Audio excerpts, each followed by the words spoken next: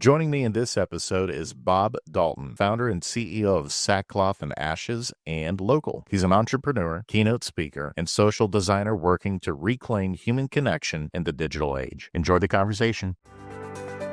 You're listening to Working Forward, a future of work focused podcast from People Forward Network. These episodes pave the road ahead, helping us confidently step into the future as a leader who moves people forward. After all, the best way to predict the future is to create it. Let's go. Bob Dalton, it's good to see you, sir. Welcome to the Working Forward podcast. How you doing, brother? Always good to see you, Jason. Yeah, man. Let me tell you, I'm really excited about this because, and I know our listeners are too, because being a future of work podcast, a lot of the stuff we talk about artificial intelligence. We get into a lot of the tech stuff. We're going to go there with you today because you are a tech founder of your own software company. But this is why I'm so excited about this, is because you already have your foot in the other world too. To me, you're a unicorn because you not only get the tech and the futuristic side of where things are headed in terms of how technology will change society, and you have a seat at helping to shape that, but you also are a community expert. You understand, because your software is around helping develop, grow, build community in meaningful ways. And so I'm excited for this conversation for us to tap into you, since you're that unicorn that has your foot in both spaces, both community, the human aspect, but then also the technology side of what a lot of us are going through. So maybe to kick things off a little bit, obviously I've had the benefit of knowing you probably for 6+ months. Tanya Dittman got us connected, and I've enjoyed every conversation because of how deep and thoughtful you are. But this is the first time maybe for some of our listeners that are learning about you and the work that you do. Let's start by just having you tell us a little bit of your story and your why of what you do and what got you here so far. Yeah, so I grew up in Oregon, launched my first company in Oregon 11 years ago. I was 24 years old at the time, trying to figure out what I was going to do with my life. I was applying for jobs. Nobody's getting back to me. At the same time, my mom went through a series of events that caused her to live on the streets. And that inspired me to do something about the homeless issue, because I was the guy that would drive by folks on the street and whisper under my breath, go get a job, and had kind of a limited understanding of why people end up on the street. My mom is the hardest working woman that I know. So it kind of changed my whole paradigm of people on the street. It's not usually until somebody in your family or somebody that you're close to goes through a hard time that you start to open up the door for a new wave of empathy for people that you may not understand. And that inspired me to do something about the homeless issue. So I started calling shelters in my area to ask what they needed, and they said blankets. So bootstrapped a blanket company with a sewing machine and a couple of rolls of fabric from Joanne Fabrics, rest in peace, and started selling blankets out of my trunk to mom and pop shops. And we had a couple huge breaks early on that exploded the brand. And so for the last 10 years, I've been building that company. People are like, oh, what do you do? I'm like, I own a blanket company. They're like, how did that happen? And so it's kind of a random thing to fall into, but it's opened up the door to build an amazing network of people around the world that are doing really good work in the space of homelessness, and really good community builders that are taking action on a local level to do something about the issue. So I always say blankets are just a bridge. They've connected me to so many incredible people that are doing amazing work. And so much of my work over the last 5 years have been trying to figure out how can I use my platform to elevate those solutions and those grassroots leaders that are doing amazing work. How can we bring more exposure to them and inspire people to take action in their local communities? The mission of Sackcloth is, my blanket company, Sackcloth and Ashes, is for every blanket that we sell, we donate a blanket to your local homeless shelter. And that's really what got me plugged into this passion of diving into local impact and localism as a philosophy, and realizing that I do really think that that's the most effective strategy to creating societal change. That's such a beautiful story. And every time you tell it, man, it tugs on my heartstrings, because I think a lot of times about Simon Sinek, and he says, start with why. You put it beautifully. The blankets that you sell at Sackcloth and Ashes and then donate to the homeless shelters, that's just a bridge. What you actually sell is, you're selling hope, you're selling empathy, you're selling localism, connection. That's what you're actually selling. And then the mechanism that you were doing it through was the blankets. And then it just came out of your original story of what you're seeing, and with your mom also is so powerful. So you talked about that you're starting to see this push towards localism. Let's talk about that. That may be the first time that some people listening have heard that term before.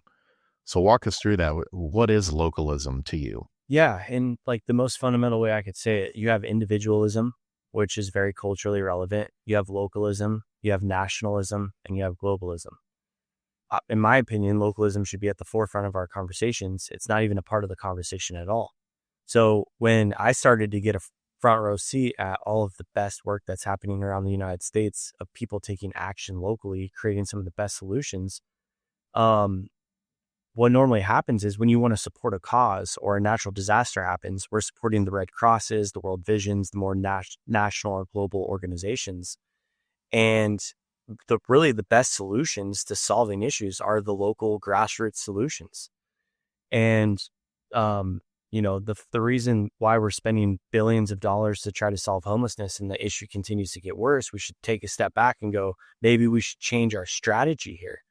And I think that the strategy needs to be more focused on local impact and localism. It was only 200 years ago that people didn't travel or communicate outside of a 20-mile radius from where they lived. So most of human history operated in community. They lived in community. That's how we raised our families. That's how we communicated. And then within the last 200 years, we went from mostly operating out of communities to the Pony Express, where communities started communicating with other communities, to the telegraph, where long distance communication was possible, to the telephone, where we can actually hear somebody's voice and emotion from the other side of the world, to where we're at now, which is, social networking, social media, doom scrolling, and kind of addicted to this whole content culture. And so I've studied a lot of kind of like, how did we go from operating throughout most of human history in local communities to being completely isolated as a society and disconnected from one another? What happened? What happened there in the last 200 years?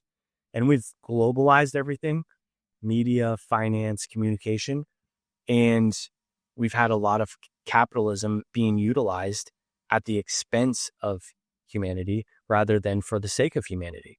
And so that's where we find ourselves in 2025 in a society that's addicted to technology, where we're completely isolated and we're struggling with actually getting plugged back into community, which is in our DNA as human beings. And even our workplaces have become like that, haven't they, Bob? So, I mean, we've kind of become like that in terms of social media, getting more of the social aspect, but even the way that we work, we've got a lot more globally distributed teams where you may not necessarily be working in the same town or even in the same building as some of your teammates. So how do we try and address some of those challenges at times where, we may be atrophying some of those connectivity, those connection type skills that we used to have that's baked into our DNA? How do we work on that now that many times we're often working solo on our own, like in terms of being in our own office space or away from other people? Yeah. I mean, we're at a true crossroads as a society right now, where AI is taking off and advancing, and it's freaking a lot of people out. Like, how's this going to affect my life? How's this going to affect my job?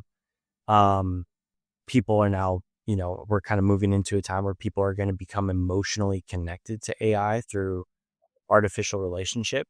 And then you have the other route, which is more community based. We're seeing a huge rise in micro communities and pro social clubs skyrocket around the world, running clubs, pickleball, mom groups, book clubs. And people are kind of naturally moving into away from this kind of technological addiction, this digital addiction, to real life human connection and community. And so you're going to see this crossroads. It's going to become more and more extreme over the next 3 to 5 years, where you're going to see a bigger divide of people that are kind of obsessed with the digital world and this connection to machines, this artificial way of engaging, and human connection and community. And so I'm watching this unfold and I'm like, man, I need to get involved. I've been in product retail for the last 10 years, and I'm seeing where technology is in a really important time in history right now, where the decisions that we make in tech over the next 2 years are going to shape generations to come. And that's what I need to get involved in tech, because we need people that are not anti-tech, but that are creating tech that's pro-human, and that's actually built for human connection and community, rather than, we're seeing different platforms like Elon's platform Grok just released companions, where you can now create a companion and actually have a relationship with an artificial person. And my friend says it best. He says the future is not going to be AI versus human. It's going to be real versus artificial. And so that's what we're really going to see. Is the artificial world is great because it's going to automate a lot of things. It's going to make things more productive. But if we lose that sense of human connection and community, we're really, really fucked. Like really, really fucked as a society. And so that's where I was like, I need to get involved and do everything I can to make sure that that human connection community element is at least an option in the world of tech and in society as a whole. That distinction between real and artificial, I 100% agree with you and your friend. What got me starting to think that direction too, a friend of mine who is a big-time future strategist over in the United Arab Emirates, I really appreciate his thoughts. His name is John Sinai. And John, just a few weeks ago, he addressed some questions that have been coming his way about the future. And he said, IRL is where there's going to be value in the future, in real life. And so he talked about how he believes there's going to be a big wave, a big movement of pushing back into the arts and the humanities of things that are genuinely crafted and created, that are real, that are authentic from humans, compared to the artificial things. And so he kind of was painting a future of like, yeah, there's going to be a lot of things that from a productivity or efficiency standpoint, the AI is going to handle, but we're going to get back to the things that have soul, if I were to put it succinctly. And I think that's a beautiful picture of thinking about what the future can look like, is leaning more into that and getting back to our roots of thinking about localism, thinking about our, like, literally our neighbors. I think even that term neighbor, I'd love your perspective on this, but I think the term neighbor has been used interchangeably in so many different walks of life that it's like, really at its heart, neighbor is like the person across the street or right down the street from you. Do you know who they are? Do you ever get to know them on a deeper level? Are you ever there for each other? You don't have to be best friends, but do you even kind of know each other on like this basic level of hey, if I needed something, or if you needed something, I want you to know that you can depend on me, kind of thing, to be able to be there for each other. Feels like we miss out on that, even though there are more homes than ever before and people live many times closer to each other than ever before, but we've never been more distant. What do you think? Yeah, I think that the definition of community has changed over the years. So like that makes more sense if you lived in the 60s, like you're actually knowing your neighbors, you're doing cookouts, whatever, like 60s, 70s, the 80s, the 90s, even like you're connecting with your actual neighbors. We're in a different time right now. We're in a different world than we were when we just hung out with neighbors across the street. Community defined is connecting with people in shared interests, goals, and struggles. And so your community isn't necessarily based off of like hyper proximity, but still in proximity. But who are your people? Who are the people that get you and that you understand and that you can share in a community of people that have a shared interest, goal, or struggle that really can understand you. Your neighbors might not understand you. You might know their names and you might have closer relationship, which is good and positive, but it's not necessarily your community anymore.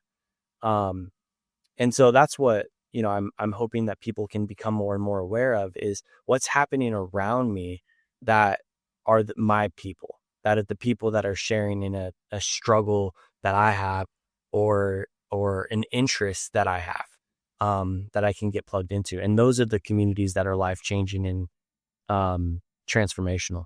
You know, when you were talking about that, it reminded me of something that Zach Mercurio, he's an expert on mattering.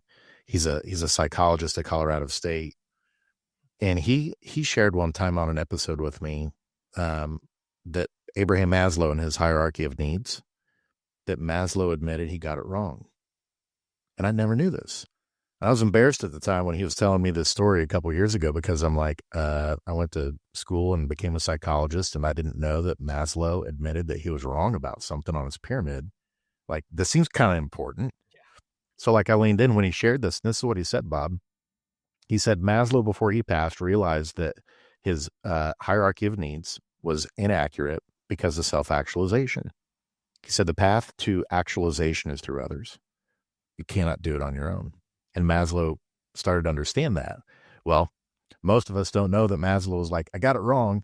We need to update the pyramid to show that, like, you need others. You need community, essentially, is what he was saying, in order for you to reach like that full potential. Nobody can just do it totally on their own to self-actualize.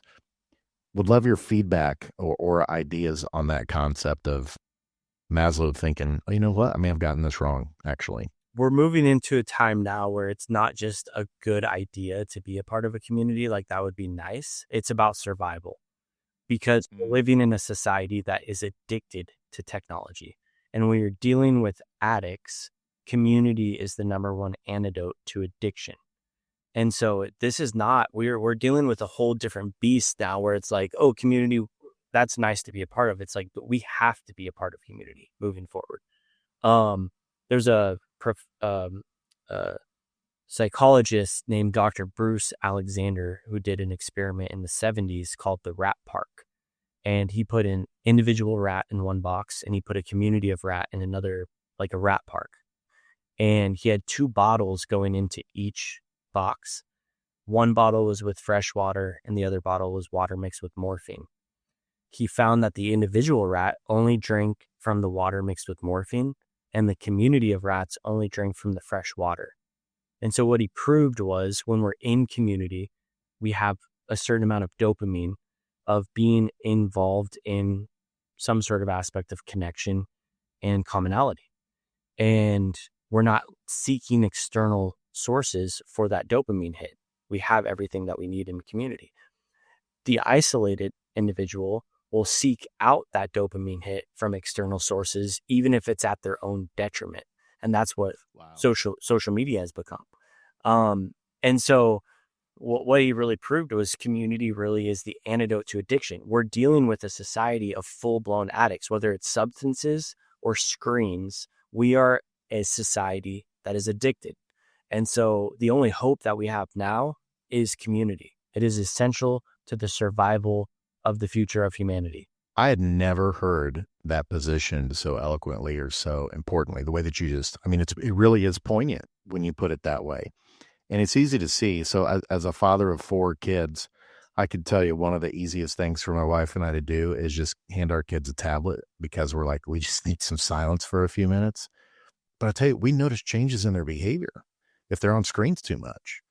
Like, they become more irritable, more argumentative. They aren't as kind to each other. They're getting into it more with each other. They talk back more. And that makes a lot of sense when you share that it's because it really is an addiction of some kind. And that it's fostering like neurotransmitters and pathways in the brain that is replacing the healthy aspect that we should be getting the dopamine release by being with others and doing proactive things, that it's replacing those hits with unhealthy things. That's not all too different than what you would get from morphine or something like that. That makes a lot of sense. Yeah. I mean, we're not offering kids drugs, and it's like, because that would be criminal, but we're offering them technology, which is showing similar effects to addictions to substances. When you look at mental health crisis, a loneliness epidemic, and teen suicide rising by 50% since the rise of social media. So you look at the comparison of the tech industry and the drug industry, and the effects that it's had on society are actually really parallel. to the common outcomes of being addicted to these things. And so, I was recently talking with my friends that have 2 young kids, and they were like, yeah, our hope is when they're in high school, they're going to have the awareness and the knowledge that this is a bunch of bullshit.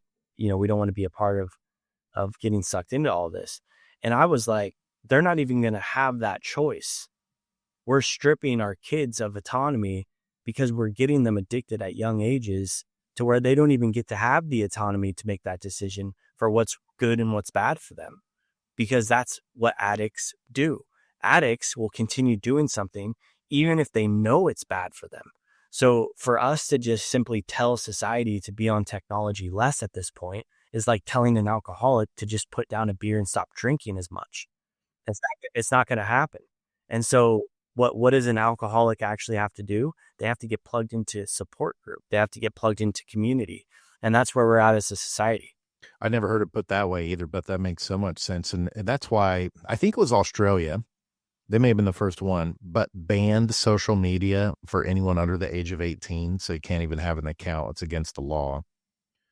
And then I may flub this up a little bit, but I was thinking Florida here in the U.S. may have instituted a new law within the last year or so that did something similar, where you had to be a certain age in order to have a social media account. Does that sound right to you? Do you remember seeing anything about that? Yeah, for sure. No, it's definitely happening. And the reliance on government and the law is not going to be enough with how fast things are advancing. Because we have regulations on alcohol, we have legal regulations on smoking, but it's not addressing the true solution. Regulation is not long-term solution and sustainability for a society.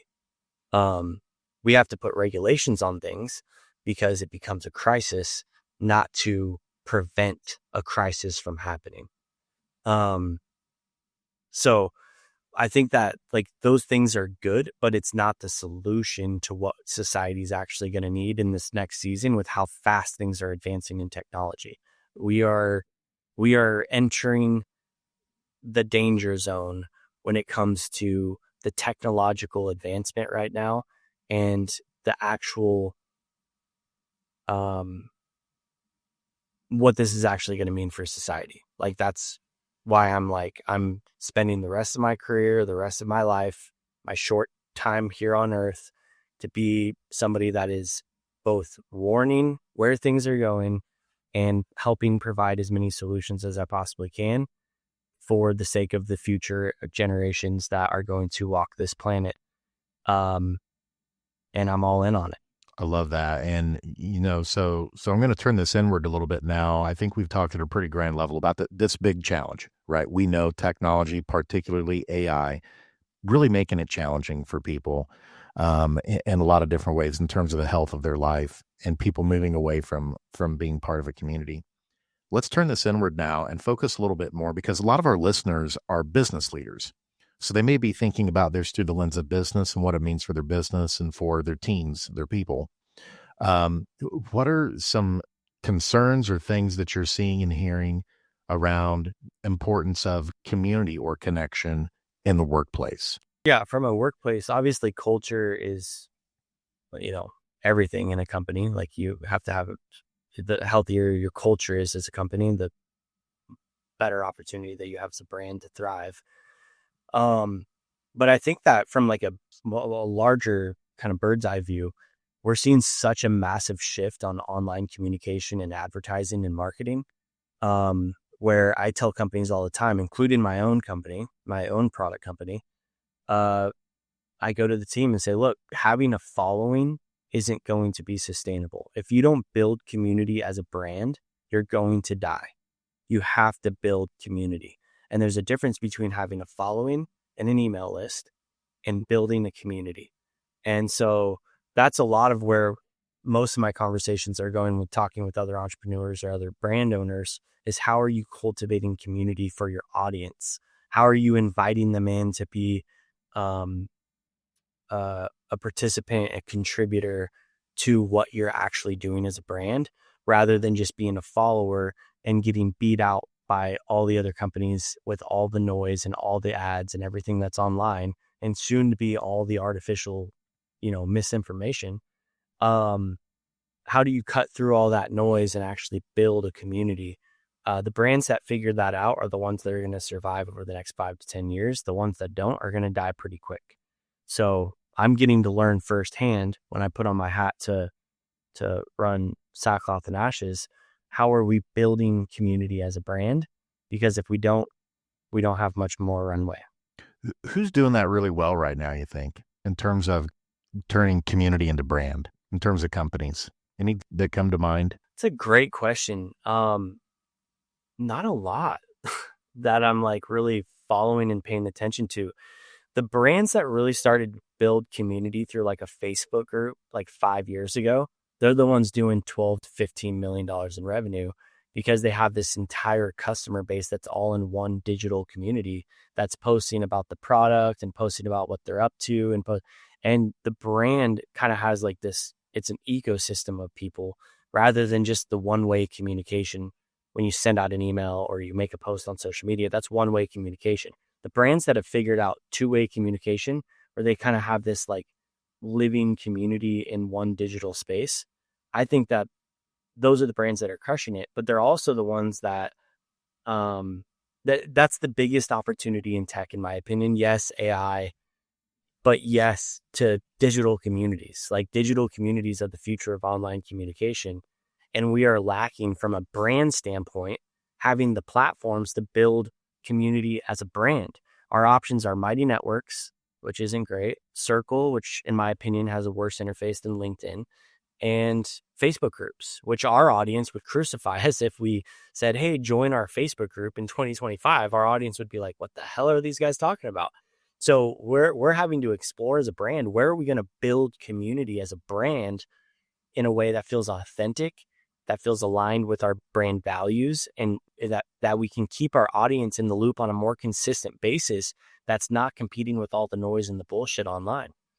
And so that's what we're exploring right now, and what we're really moving into as a company. We're focused on founder-led content, getting back to the heart of communicating in an authentic way what our brand's about, what our company's about, and creating a community as a brand. And I think that the TVD, we're making this shift as I speak, but I think that is going to be the hope for companies, is leading with authenticity, leading with clear messaging from founder-led content, and building community as a brand, both digitally and in real life. And I think that those companies are going to do really, really well. And I think what branched out of that too were ERGs, employee resource groups, inside larger companies, was, starting to think like, hey, we're big enough. We need a way to help connect people around shared goals, shared interests, shared hobbies, and things like that. That's not only good for them, but helps them get to know each other when you actually happen to be within the same company where you're doing work each week. And so have you ever had much experience in the work that you're doing around community with companies that are doing ERGs also, some of those employee resource groups? Not as much, but if I was running a large company where I had hundreds of employees, what my main focus would be right now is who on my team, or who do we need to hire to bring in to be solely focused on creating experiences for our employees.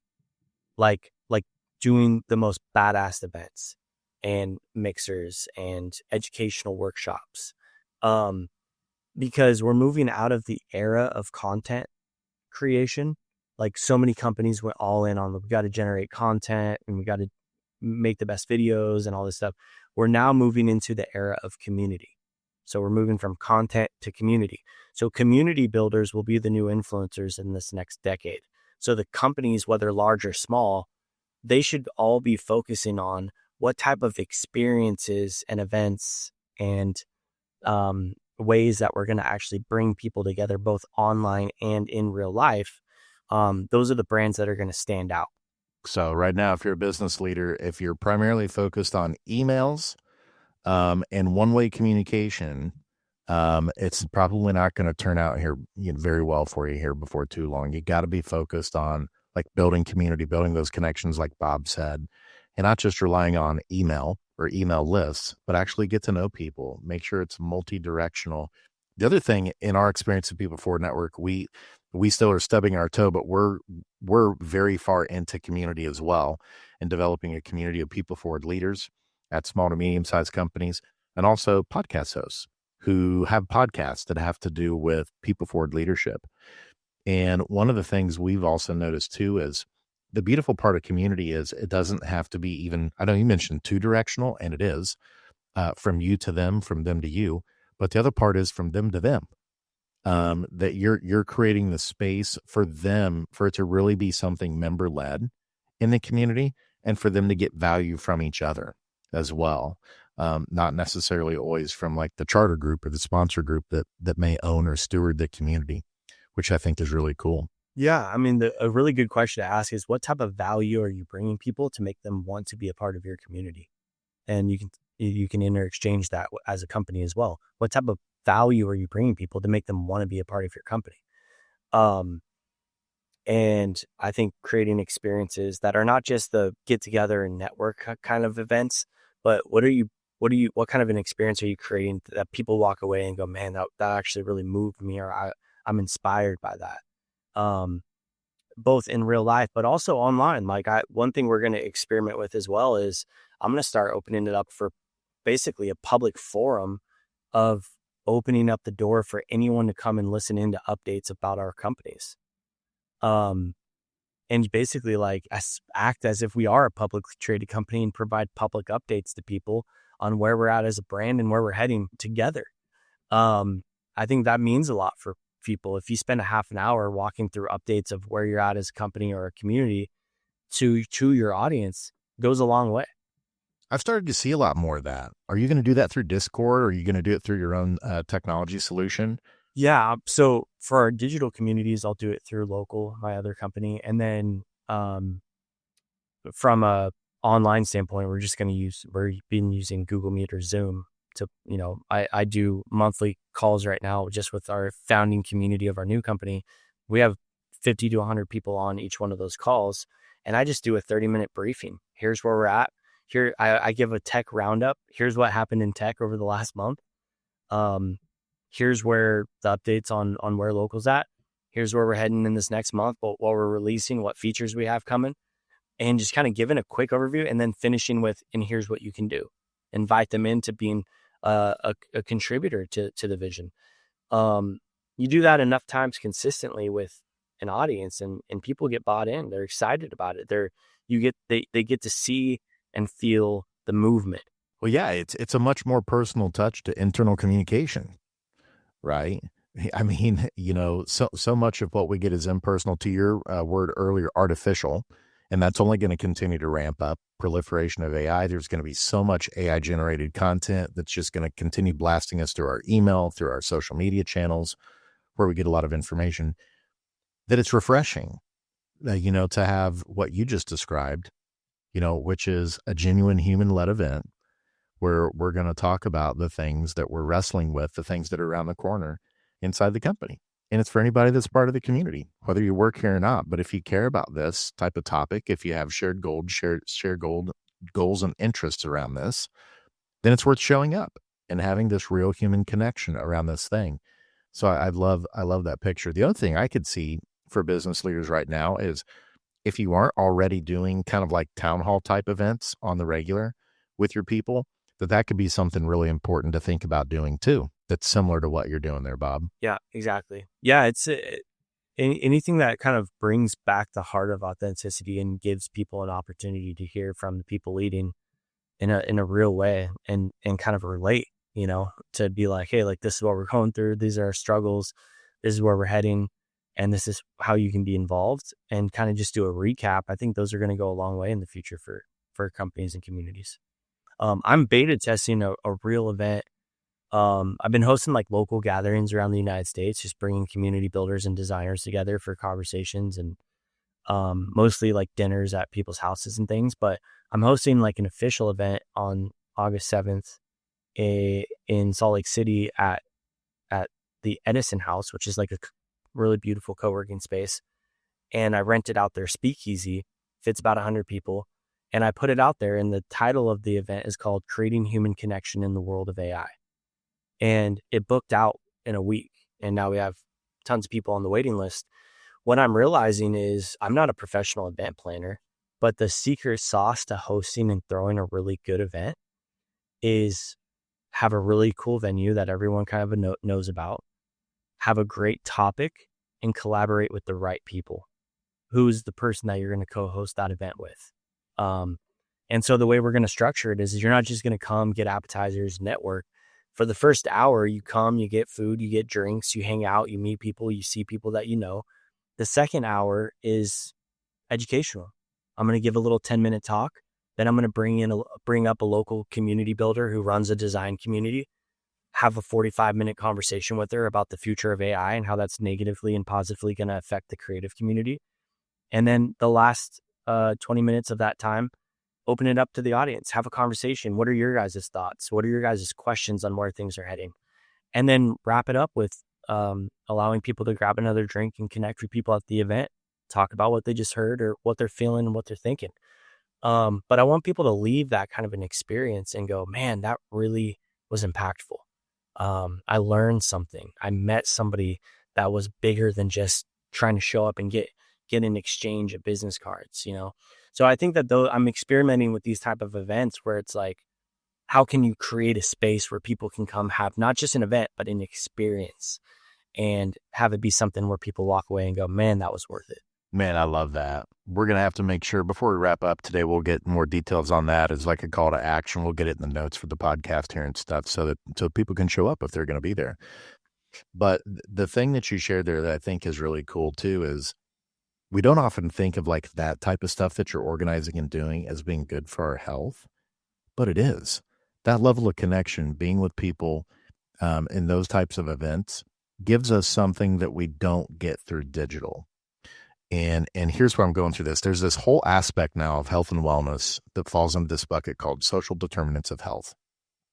And many times it's not talked about because it's not the popular thing to do from doctors, because it talks more about when was the last time you had a meaningful conversation? How many friends do you have? You know, those kind of things. Instead, typically when we go to get medical advice, it's how soon can you get a prescription medication in place? And we don't treat the root cause, the epidemiology of what's causing the symptoms of why we're struggling. Here's where I'm bringing this up. Earlier, you're talking about that rat study in psychology. I'm going to bring up another psychology experiment that was from the 60s that ties into this too. And it's a book by Dr. Kelly Harding, came out about 8 to 10 years ago, and it's called The Rabbit Effect. So we're moving from talking about rats in your experiment. We're talking about rabbits in this one, Bob. But this was in New Zealand back in the 60s and 70s. They were doing a study at that time using rabbits, and it was all focused on, at that time, there was a big push in trying to understand fat and cholesterol and how it affects your health. So here's what they did. Took these rabbits, they had different groups. They had a control group, they had an experimental group. And what they were doing, these researchers in New Zealand, with the rabbits, the control group was, they were given like what was considered a healthy diet at that time, not very high in fat and stuff like that. So they're supposed to have really good metrics, right? Whenever they'd come check their cholesterol and stuff. The experimental group, they're like, hey, this other group of rabbits, we're going to give them a lot of the stuff that we're told is super unhealthy. That's really high in saturated fat and cholesterol. And it's probably going to make it to where those rabbits, their metrics are not going to look quite as good. Here's what was fascinating. As they ran that study, they kept getting numbers where the experimental group that was being fed all the crap actually was getting better metrics on their overall health, cholesterol, fat, all that kind of stuff, right? The researchers couldn't figure it out. And so they had to go back and they were figuring out, okay, does it actually have something to do with the food? Is there something with our method? Here's what they discovered.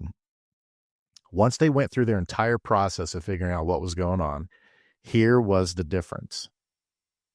There was a graduate research assistant, just one of them, who in particular, when it was her turn to come and feed both groups of rabbits, she would go over to the experimental group, the ones that were not getting the healthy stuff, and she wouldn't just feed them, she picked them up.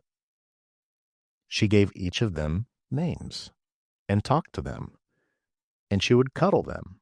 She cared for them. That made all the difference in the world in the outcomes for those rabbits in terms of their metrics. Even though they had all this other stuff, they're being fed this stuff that's supposed to be terrible for them, because this one person took the time to connect. Intimacy, connection.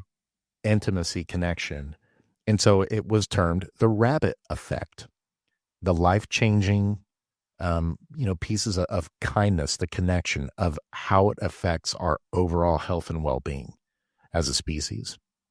And we don't talk about it enough, but it absolutely is of paramount importance. It always has been, but I think now it's coming more front and center. And this is why I'm so glad we had you on to talk about this today, because we really are at an inflection point in history now with the proliferation of artificial intelligence, where it would be really easy for all of us to just give up on the human connection, doing it in person type stuff, and be like, I've got all the tools and stuff that I need. I never need to leave my house.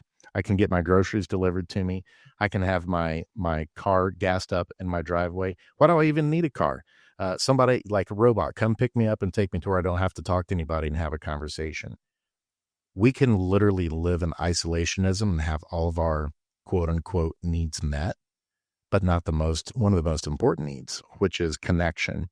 And it feels like that's why this is so important right now, is we have to get back to understanding the reason ERGs are so important, the reason these types of events that you're doing around the country of opening up and getting people to come together in person around shared interests and shared goals. If we lose that connection and we just let AI do everything for us, not only is it going to be to our detriment in terms of our physical health, but also our mental health.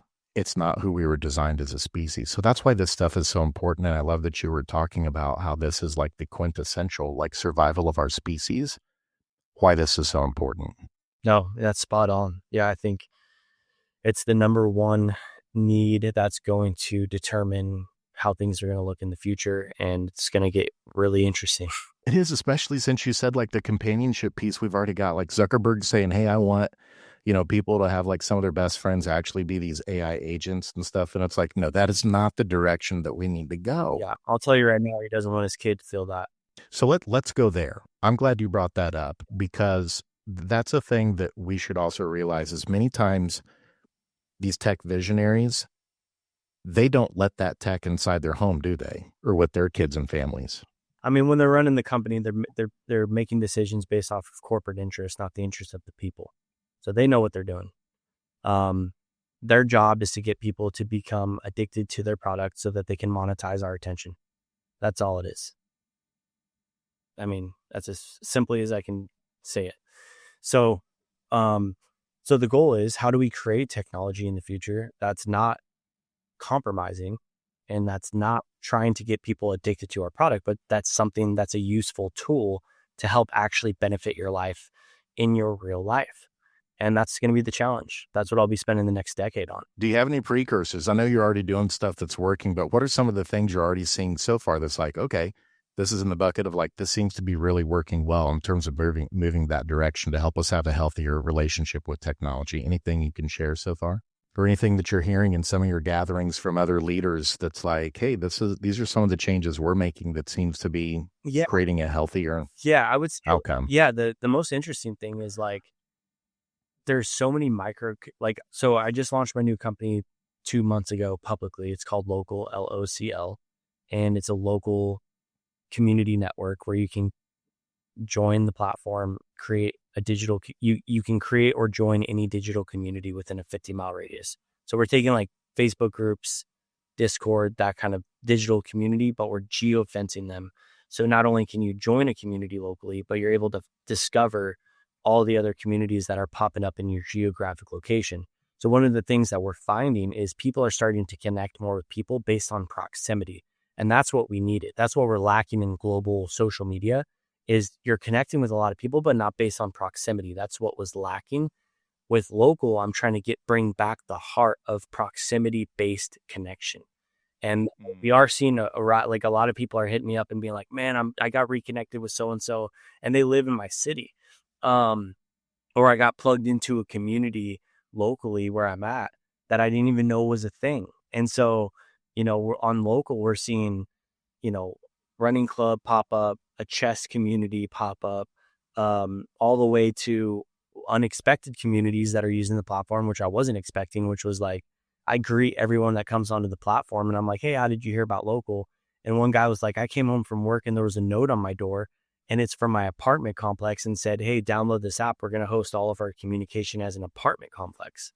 And so, it's interesting to see the need in technology where you can have a digital community on a WhatsApp or a Discord or a Slack, but it's not helping bring discoverability to the community that you're trying to build. So that's what I'm really trying to solve is you can start a community on local and it's discoverable for free to everyone in your city so that they can find their people and join a community that has shared interests or struggles that they want to be a part of. And you're able to meet new people, join new communities, people that are right here in your local community.